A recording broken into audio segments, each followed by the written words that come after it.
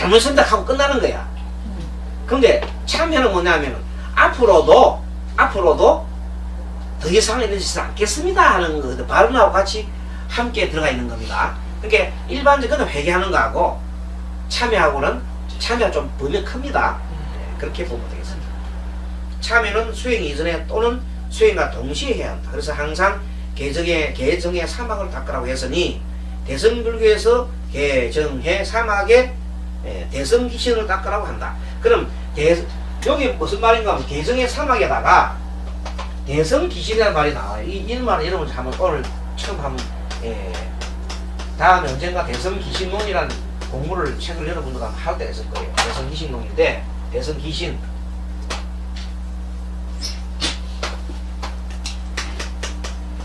이거는 뭔가 하면 대성을 하기 위해서는 즉 큰 보살, 대성이 큰 소리죠. 큰 소리. 네. 작은 소리 아니라 큰 보살을 하기 위해서는 기신에 믿을 기신 일으킬 기자. 요 기자가 무슨 기자라고요? 일으키기. 믿음을 일으켜야 된다 이 말입니다. 알겠습니까? 어떤 믿음이냐면 상구보리 하와 종생하는 믿음. 어떤 믿음? 상구보리 하와 상구보리 하와 종생하는 그 믿음 내. 하와 종생. 자, 늘 우리 얘기했지만 상구보리는 위로는 도를 구하지요. 도를 구하고 아래로는 종생을 구제하지요. 이 두 가지 마음을 우리가 마음을 내는 것을 우리가 믿음을 낸다는 거예요. 그래서 우리가 상구보리 하면서 여기서는 자동적으로 상구보리 하려고 하면 우리 삼보를 의지해야 되지요. 삼보를 의지해야 된다. 삼보에 의지해야 된다. 삼보에 의지해야 된다.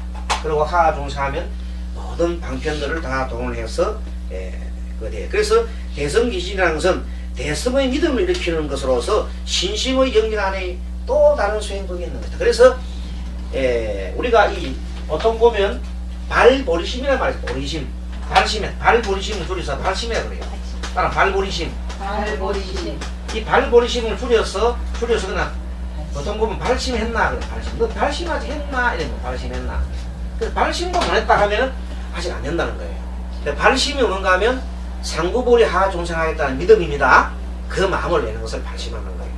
그렇게 해서 세상을 바라보면 세상이 완전 틀려 보여요. 내 작은 울타리 속에서 벗어나서 많은 종생을 구제할 수 있는 그 힘이 막 생기면서 그렇게 되는 거예요. 자, 그 다음에 대성 130페이지 봅니다. 대성은 큰 수레인이 한 바퀴로는 자신을 닦아 해탈열반에 이르게 하고 또 다른 바퀴는 종생을 제도하는 행을 하는 것이니 이른바 자리이타라 그랬죠. 거기에다가 아까 얘기했던 거기다가 대성 거기에다가 상구보리 하와 종생이라는 말을 써놓어도 되겠습니다. 그 말이에요. 대성은 상구보리 하와 종생하는 것이다. 한편으로는 자신을 닦아 해탈을 열반에 이르게 하고 또 한편으로는 종생을 제도하는 행위다. 대성 수행을 위해서 먼저 참여를 통해 대성은 참여하지요. 먼저 우리 대성불교를 먼저 참여해야 돼요. 참여하고 통해서 자신의 수행을 깊이 점검해 나가는 것이다. 참여는 우리가 지은 업을 참여하는 것을 말한다. 업은 전생으로부터 지금까지 행해온 모든 것은 그 사람이 책임에 그것을 우리가 자업자득이라 그러죠. 자업자득. 지가 지어서 지가 가져가는 거예요. 자업자득. 자신의 업에 대한 심각한 반성과 참여가 있어야 하는 것이다. 그러면 죄는 주로 어떻게 해서 짓는가? 자, 그렇게 해서 죄는 죄 짓는 것은 아까 뒤에 설명을 좀 드렸지요. 죄 짓는 것이 행동과 말과 뜻으로 짓는다 그랬죠. 그것은 과거에서부터 있는데 요것이 짓는 이유는 왜 짓느냐 하면 요 안에 바탕에 어떤 마음이 있냐면 탐진치가 있지요. 탐진치 때문에 탐진치란 이런 마음 때문에 악한 행동을 하고 악한 말을 짓고 악한 마음을 일으키는 것이다. 그런 우리 마음속에 이 탐진치라는 마음이 악한 마음이죠. 그래서 이 악한 마음이 하나 여기다가 여기가 입꼬리 해갖고 탐진치 써놓으면 되겠죠. 이렇게 이처럼 이게 딱 탐진치가 있는 마음은 악한 마음, 탐진치가 없는 마음은 착한 마음이죠. 그래요, 그래요. 그래 됩니다. 그럼 이걸 조금 더 이번에 보면은 탐하는 마음 대신에 요거 대신에 보세요. 탐 대신에 베푸는 마음 내면 되지요. 도시하는 마음을 낸다. 그 다음에 썩냄 대신에 자애, 자비를 내지요. 그래 안 그래요? 그럼 되고. 자, 어리석음 대신에 지혜를 내죠. 네, 이렇게 여기 서로가 대비됩니다. 자, 보세요.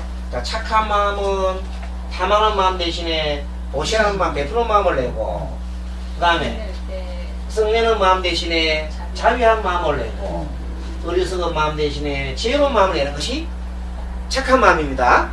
확실히 이렇게 우리가 오늘 정리를 했습니다. 그래서 공부를 하면서 우리가 아는 내용이지만 또 정리하고 또 정리하면서 공부를 합니다. 자, 그러면 불교 공부 방법에는 신의 행정이 있는데 한번 보겠습니다. 이런 방법도 있어요. 아까 불교 공부 방법에서 3학도 배웠지만 신의 행정이라는 말도 있습니다. 읽어봅니다. 신의 행정. 신은 뭐냐? 먼저 철저하게 믿어야 되죠. 예, 불법을 철저히 믿고, 이때 불법이라는 것은 가로 열고 인가법. 우리는 어떤 법을 믿는 게 아니라 인연가법을 믿죠. 인연가법을 믿는 거예요. 그리고 해는 불교를 이해해야 되죠. 이래서 우리가 이거는 경전 공부를 해야 돼요.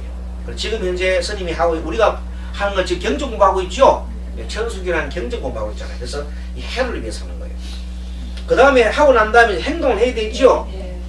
행을 실질적으로 꾸준히 수행을 합니다. 그것은 우리가 수요를 하는 깨달음의 공부에서 우리가 하고 있죠. 예. 여러분들과 같이 스님이 열심히 지금 호흡 수행하고 있죠. 수행하고 있습니다. 그 다음에 정.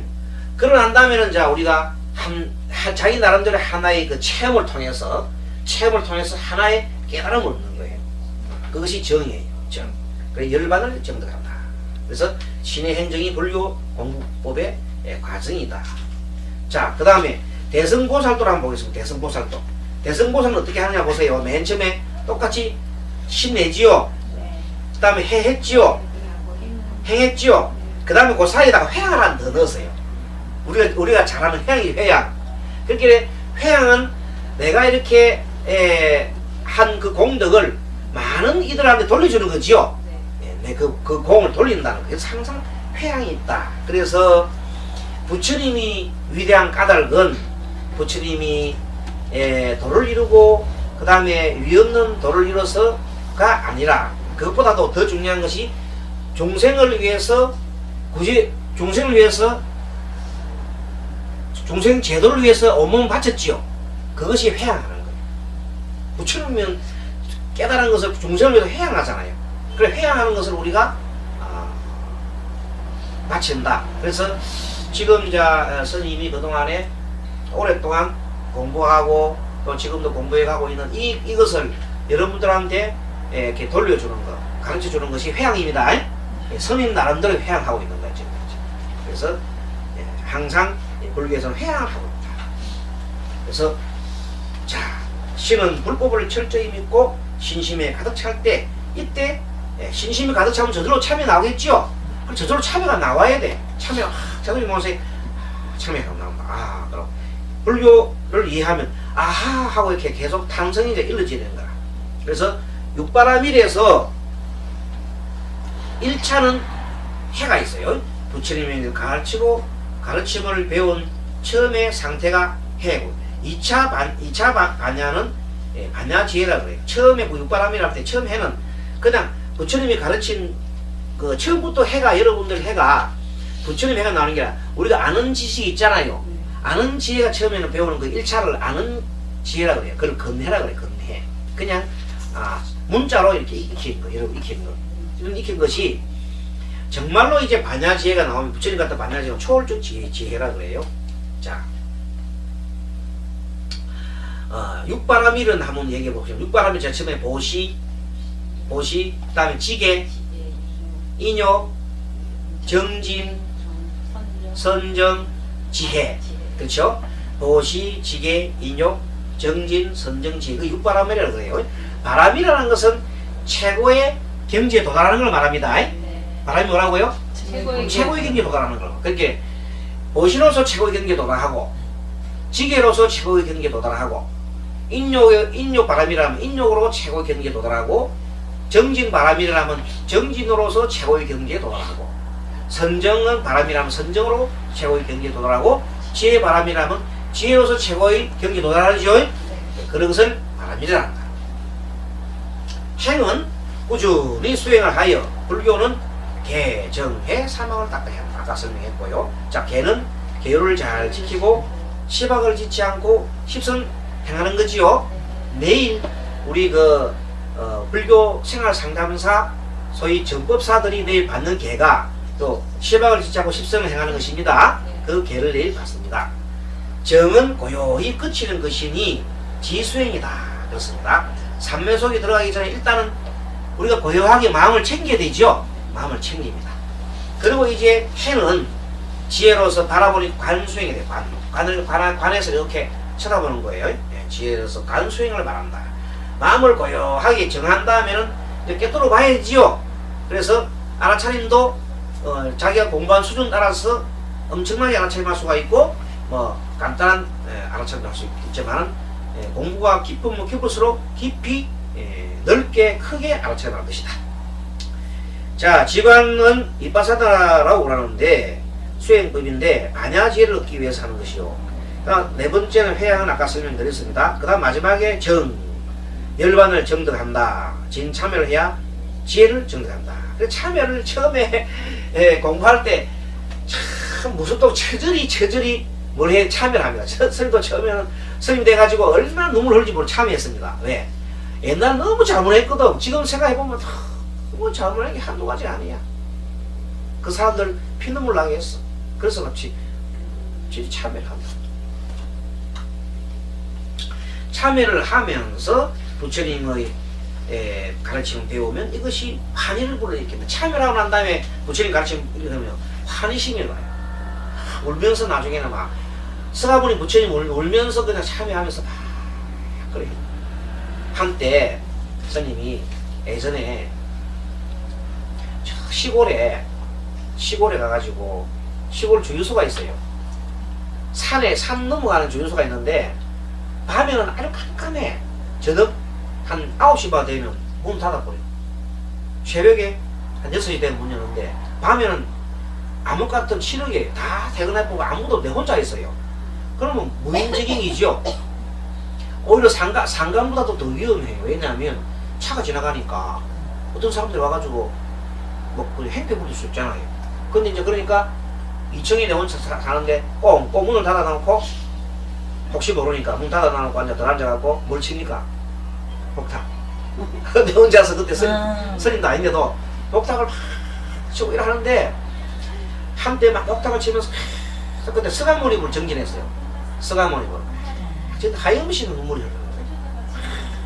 눈물이 막 가지고 쏟아지면서 내가 그동안 잘못했다는 게 막 이러면서 나중에는 그 서간몰입 부처님이 그 열사의 땅에 열사 그 땅 열사의 땅을 발 벗고 맨발 뻗으면서 이렇게 종생제도로 가시는 모습 보니까 그게 울컥 이제 그 모습이 그렇게 해서 울컥 이렇게 이제 그 말은 감동의 감격의 눈물이 흐르시는 거예요. 그래서 그때부터는 막 노래가 서간몰입을 부르는 노래가 이 노래가 아니고 완전히 그냥 막 얼마 환희심이 나서 이제 덩실덩실 춤을 추면서 뭘 합니까? 합니다. 그러니까 덩실덩실 춤을 추면서 막 하니까 산천이 산과 천 하늘과 땅이 좀 하나야. 한 덩어리 되고 산덩어리야. 그러니까 너무 연락이 기뻐가지고 한동안 그렇게 막 울고 하면서 하는데도 마음이 너무나 기쁨에 차 있어요. 그래서 그것을 이게 여기서 말하는 환희라고 환희심이 나는 거야. 그러고 난 다음에는 나도 이제 스님이 돼야 되겠다 하는 마음을 점점 굳어가지요. 굳혀가는 거예요. 이렇게. 그래서 스님 되기가 쉽지가 않았어요. 그때 그래서 다 준비를 해서 제 경우는 그냥 살기 싫어서 그냥 스님 된 게 아니라 이미 그때부터 다 준비를 한 거예요. 완전 준비를 해가지고 스님이 된 거예요. 그래서 우리 종단에 시험을 쳤다고 하니까 바로 그냥 면접에서 그냥 최고 점수 받았어요. 이미 다 돼 있으니까. 이미 스님들은 나중에 그 공부를 해서 한 10년이나 해서 할 것을 이미 나는 다 해가 왔으니까 쉽잖아요. 그때부터 공부하니까 뭐 이 필기 시험이나 그다음에 그 우리가 2년 과정인가 했는데 그게 그 리포트 있잖아요. 그것도 뭐 그 얘가 대 100점이지 얼마 그냥 A뿔 해가지고 4년 2년 장학금 받고 공부하고 막 그랬는데 그게 지금 가만 생각해보면 그게 그냥 있은 게 아니더라고요. 미리 다 준비되어 있는 그런 과정에서 나온 것 같더라고요.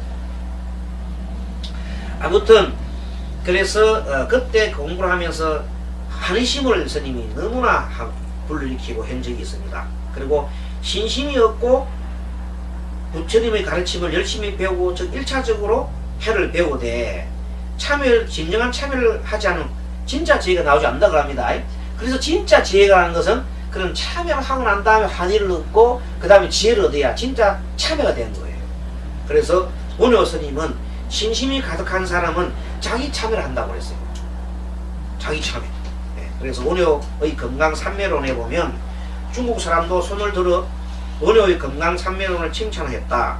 이 금강산매론에 의하면 참이란 업을 없애는 것이 아니라 지난 업들이 현재 내 행동에 작용을 하는 것을 막는 것을 말한다.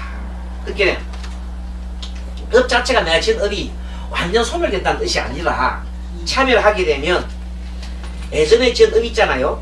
그것이 지금 내가 하는 저 업이 너무나 더 참의 힘이 더 크기 때문에 그 업이 눌러져 있는 거예요. 알겠죠? 그래서 활동을 못하게 하는 것이다. 참여란 과거의 업의 영향을 차단하는 건데 과거의 영향업이 조금은 나와요. 옛날에 다 없어지진 않아. 나오는데 상당히 튼튼한 탑을 쌓아두면 아무리 거센 바람이 불어와도 견뎌낼 수 있다. 그래서 평소 수행을 많이 해두면 시시각각으로 불어오는 업의 바람이 있잖아요. 우리가 보통 살아가면 업의 바람이 계속 불어와요. 불어오는데 그 바람을 수행을 행하면 그 바람이 적게 맞는 거야. 알겠죠?